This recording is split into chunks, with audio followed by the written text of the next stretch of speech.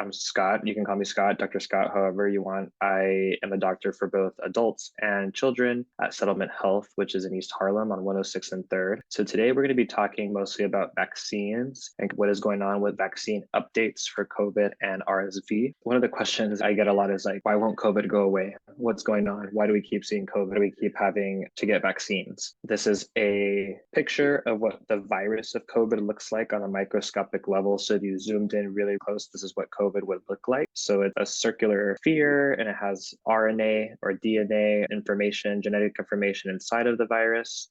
And then on the outside, you have these proteins that adapt to the environment. This is a lot of science you don't have to remember, but basically the explanation here is that the proteins learn to adapt to our environment and we have different variants. Just how we get the flu shot every year, because the flu shot mutates and evolves every year, every season. We're starting to kind of see that with COVID as well. So this has been the latest variant. There's a group of variants lately. They're calling them the flirt variants, just kind of an abbreviation for some scientific name. But because of these new variants, we have an updated vaccine that's going to help protect against those variants. This information is from CDC, or the National Centers of Disease Control. And these are the national COVID trends. This is the graph of how much we're seeing. It doesn't have numbers, but last year around this time, we were around here.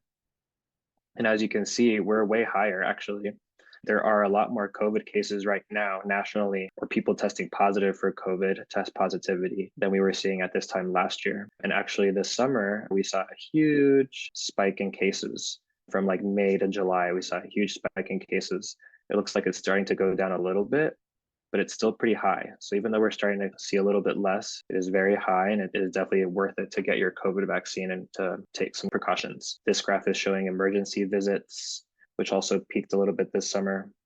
This is showing hospitalizations and deaths as well from COVID. But I think as we're seeing more people get vaccinated, more treatments developing, we are seeing less deaths and hospitalizations. And then this table I got from NewYorkCity.gov showing the amount of COVID in New York City. The daily average, that means right now in this last week, we are seeing almost 500 new cases of COVID a day, which is pretty significant. I mean, New York is huge, obviously, lots of people. So 500 is relative to the population, not too much, but it is a significant number. So we definitely are seeing COVID around the city. And then what is RSV? It stands for respiratory syncytial virus. It's actually a different virus that also causes respiratory symptoms. And actually, I feel like if you're a parent, most people know it from children. You see RSV a lot in children. Like I said, I'm a pediatrician as well. In the hospital this past couple of weeks, we've seen a huge rise in RSV already, which is kind of early. Usually RSV peaks in the winter seasons, like December, January, but we're seeing a lot of RSV right now. And with children, it causes them to stop eating. They get very fussy and they breathe really fast. And sometimes children need oxygen and it requires hospitalization, specifically the little babies. But also it affects older adults. We have seen hospitalizations in adults from RSV. This is in the last year. For children under 5,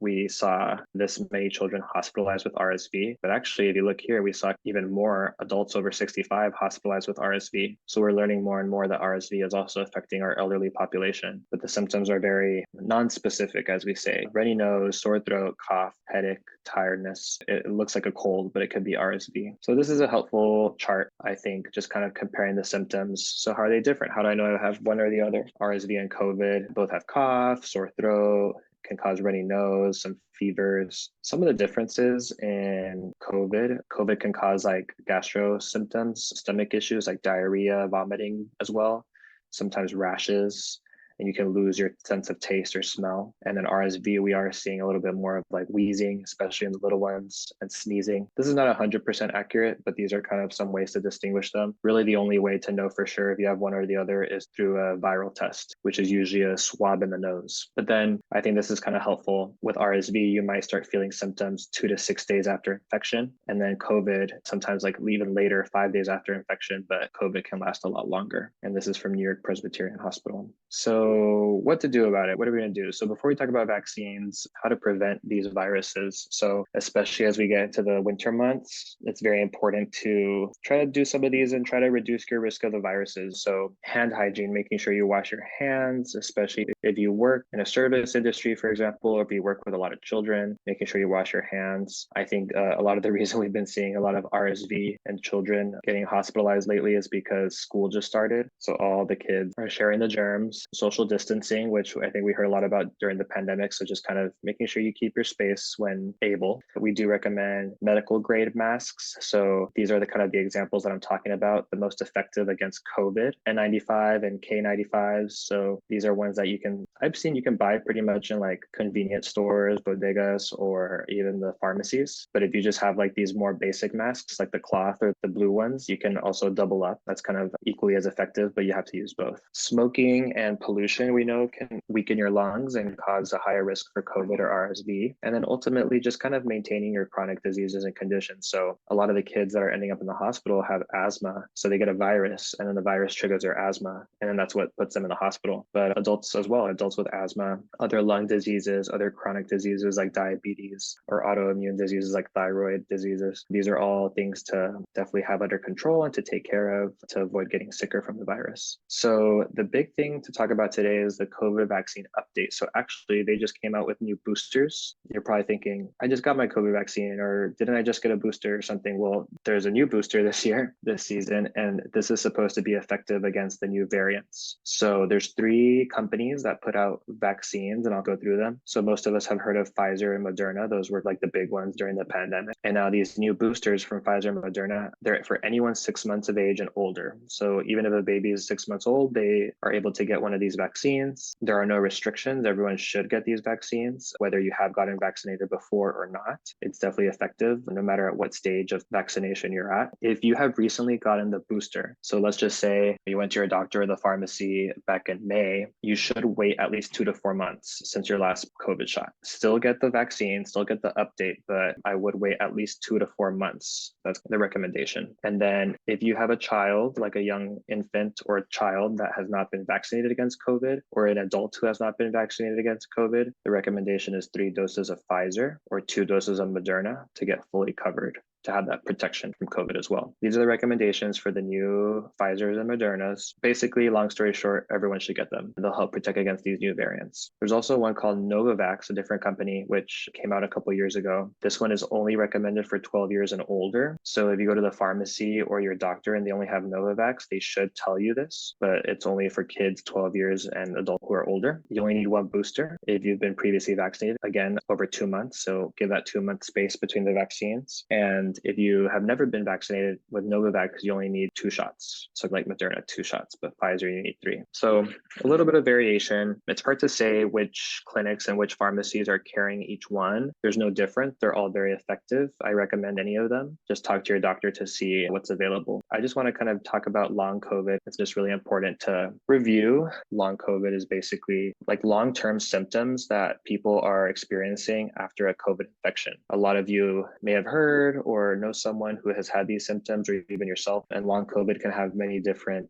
forms. So a lot of people might have like chronic cough or several months of coughing. They may lose their smell or have a change in taste that doesn't really get better. A lot of like body aches and pains, headaches that don't go away, trouble sleeping. That's a big one. Fatigue and tiredness and brain fog, kind of the sensation that you just can't think clearly. You feel like there's like a little cloud in your head. So unfortunately, these are symptoms associated with long COVID or people who have had a COVID virus in the past. There is no test, unfortunately, but there are now long COVID clinics. So you can visit smartuniversity.org, scan the QR code, these long COVID clinics, which may be able to help you. But the people who are most at risk for long COVID are those who have never had a COVID vaccine, those who had a really bad COVID infection. Some people were hospitalized with COVID, and then those who have like chronic underlying conditions such as like diabetes, heart disease, lung disease. These are all big risk factors for developing long COVID. So vaccinations can really help reduce the risk, not only of the virus itself, but the consequences down the road. So then RSV. RSV again stands for respiratory syncytial virus. It's just the name of the virus. It's a type of virus that usually affects kids or the elderly. And there's currently 3 companies that produce the RSV vaccine. So one's called Arexvy, there's Mrezvia, and Abrysvo. Again, you don't have to remember the names. They're all pretty effective.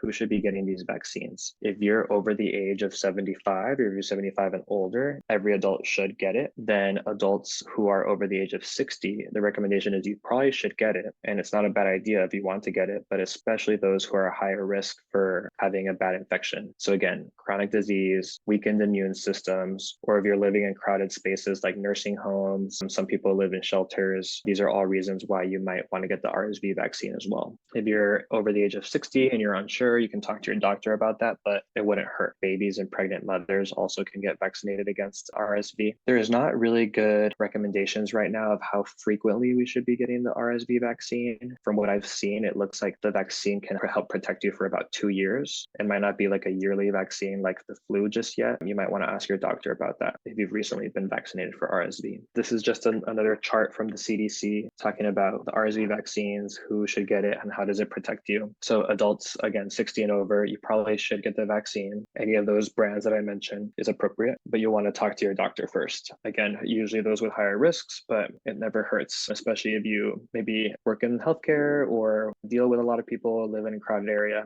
Babies. So babies are actually not given a vaccine, but there is an antibody that we can give to help protect the baby early on, especially if they're born during RSV season. It is not for all babies. So like a lot of the babies born in the summer are probably not offered this antibody, but as we're going into the winter, it is an option. Or if you don't want to give your baby an antibody, babies can also get protection when a mom gets the RSV vaccine during pregnancy. So if you're pregnant or you know someone who's going to be pregnant, you can get it within your 32 to 36 weeks of pregnancy during September to January, which is kind of like the RSV winter season, and that can give some protection to your baby. Again, I think all the brands should be effective. I think for pregnant women, Breezevio, the one I talked about, is kind of the one that they use. These are all options to protect either the elderly or the young ones. And again, like a lot of vaccines, it doesn't mean that you won't get the virus. There's still a chance, especially with now all the kiddos in school, but it definitely reduces the risk of severe disease. I'm just going to kind of give a quick recap.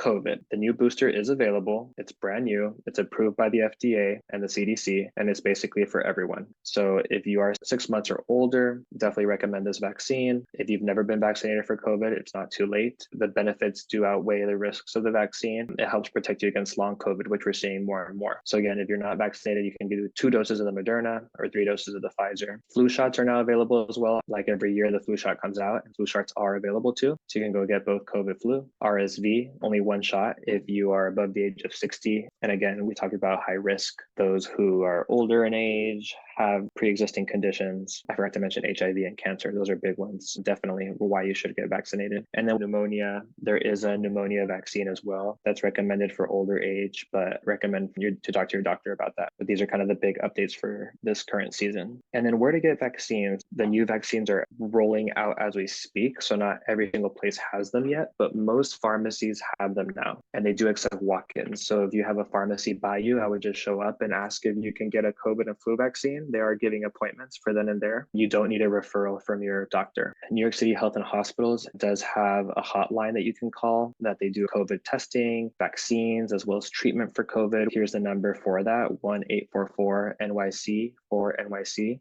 So you can call that, especially if you have MetroPlus, to just have a NYC Health and hospital near you. There's also another group put on by the New York City local government called Virtual Express Care that's offering vaccines and treatments. And then here's the phone number you can call for that. So 212-268-4319, which spells COVID. And then clinics are slowly getting the vaccine. So again, I work at Settlement Health. We don't have it just yet. We've been sending our patients to the pharmacies, but keep checking in. Here is where Settlement is. We're on 106 and 3rd, so kind of right around here. This is my information. And if you don't have a doctor, it's never too late to get set up. I'm happy to see you. I see both adults and kids. Just call our clinic number, 212-360-2600. And if you don't have insurance, we do accept people without insurance. And this is a good way to maybe also try to get vaccinated. I think we're supposed to get vaccines in the next few weeks. So definitely call and ask if you're interested in getting your vaccine with us. Like the COVID and flu vaccines, we are using real genetic material, real parts of the virus virus. So what that does, it exposes your body to a little bit of the virus. Usually it's killed, or it's just a protein, or it's just a little part of the virus that won't get you infected. So your body has a little bit of reaction to it to try to build that immunity. These little reactions that we see after the vaccines are common, and that just means that your body is kind of learning how to fight against the virus so that in the future, when it does encounter the virus, it is already exposed, it knows how to fight it, and it's not going to get as sick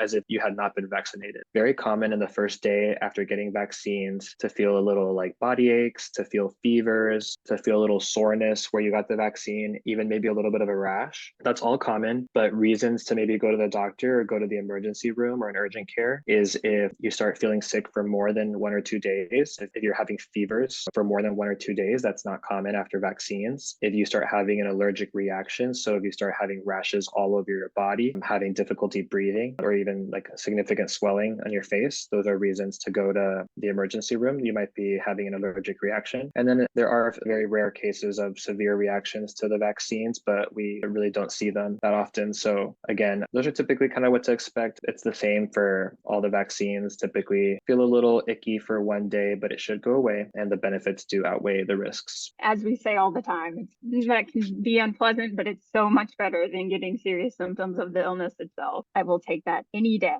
knowing that I am building immunity protection as opposed to getting the worst of whether it's COVID or the flu or any of those. So let's say you're actively sick and have a fever. I would wait. It's okay to wait, and your immune system is a little weak. So definitely wait until you feel a little bit better and don't have a fever anymore to get vaccinated. It's totally fine. However, having a chronic illness, being on medication, it does not prevent you from getting the vaccine. So definitely get it as soon as you can.